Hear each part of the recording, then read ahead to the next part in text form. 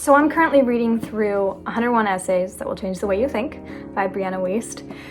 And this is one of those books that I just like to pick up throughout the day and read a chapter or two because there are 101 chapters and they're very short, even though this book is massive. It's like 441 pages or something like that.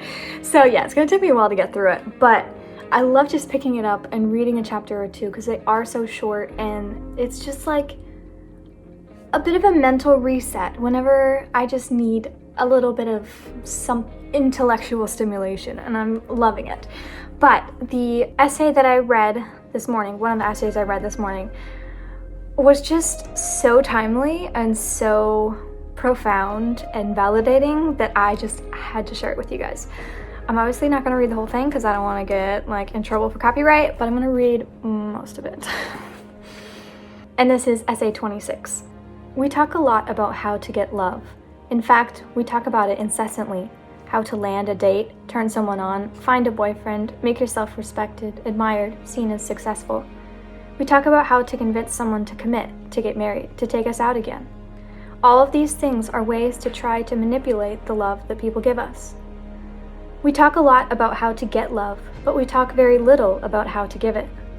We talk about getting love as though it's a precursor to giving it, as though giving, if we aren't receiving, makes us weak, as though no respectable person would keep being kind and loving to someone who didn't love them back. You cannot convince someone to love you if they don't.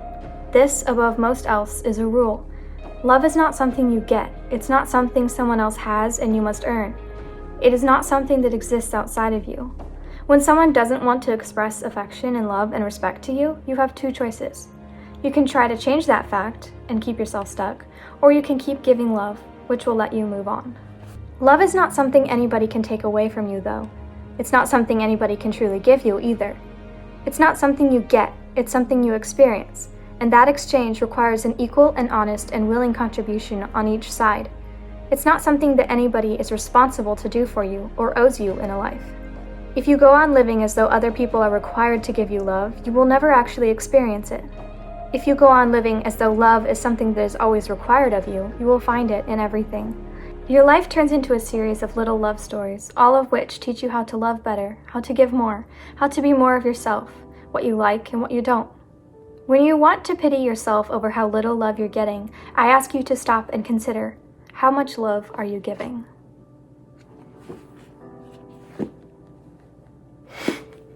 That is honestly just so timely for things that I've been realizing.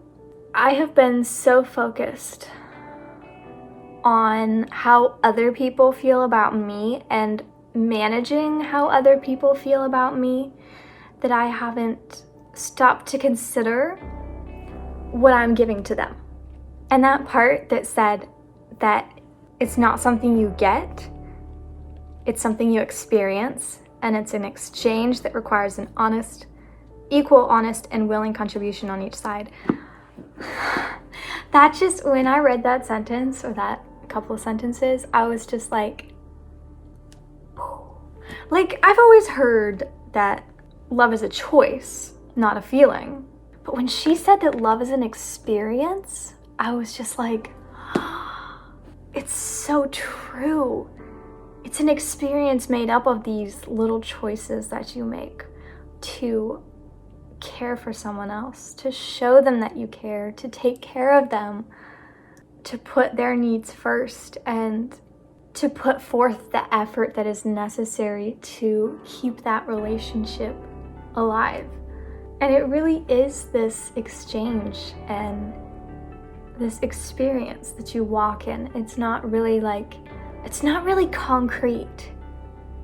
I don't know that anybody necessarily has this checklist of oh, okay, when these things are true, you'll know that you love them. It's more like slowly waking up one day and realizing, oh man, I would do anything for this person, and when they're gone, I'm sad, and when they're here, I'm happy, and there are all these little things that I love about them, and I just want to know them and discover who they are. I think that's what love is. Not that I can necessarily say I'm speaking from experience, but it takes so much pressure off to think of it in that different way of like, what can I do today to make this person feel loved and to show them that I care about them? And it's not like this mindset of, if you give me love, I'll give you love. Love doesn't keep score like that.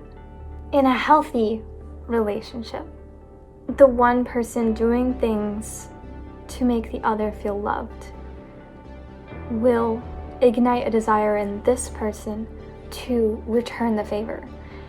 In a healthy relationship. Obviously, there are plenty of relationships out there where it is totally one-sided and it is totally toxic, and this person can give all the love that they want and it will never be reciprocated. But that is not what I'm trying to speak to. When I was in my teens, marriage was like this milestone that I wanted to reach. And I was focused on what it could give me, the security, the love, the companionship. But the older that I get, and ultimately the more secure I become just being by myself and not being scared to be alone, it's shifted more towards, I just really want to have somebody to love, because I love loving people.